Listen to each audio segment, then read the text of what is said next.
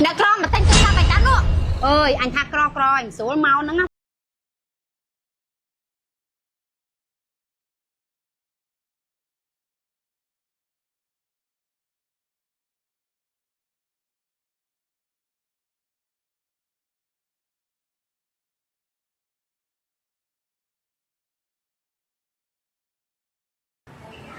trai chọc bao lú tu sắp mến để chăm nắng sân này cha bong cha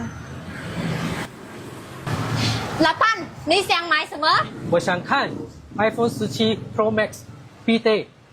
5个 à chia tại khơi nhá chân nó á mơ đập hẻm á một đón hẻm khứa mày mơ vô sẽ tạp pi tê tiết ơi anh đăng ngay chắc mày mau tam hải nhá anh đăng ở tên này à bò tam nhiều đủ mấy nhùng xuống miền bán tành giấy thế ấy bằng lúa sắt á xô chao lắm cơ ta cái xe vào cây này khan ok OK 好的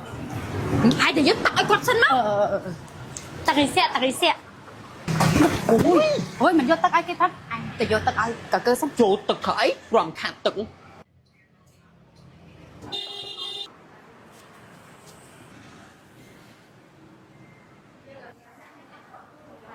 mày nè tao cái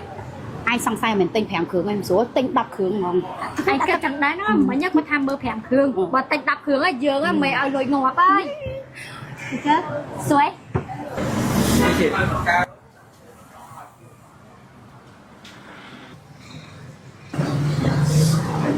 អូនហើយពេលណាបងបានមើលទូរស័ព្ទនឹងអូន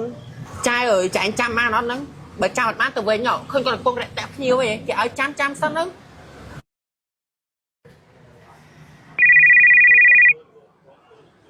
Hello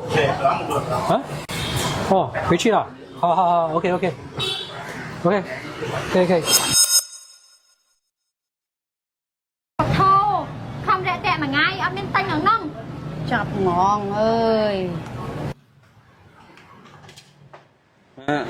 phèn เบลล่าตา ហ៎ gạch logo តា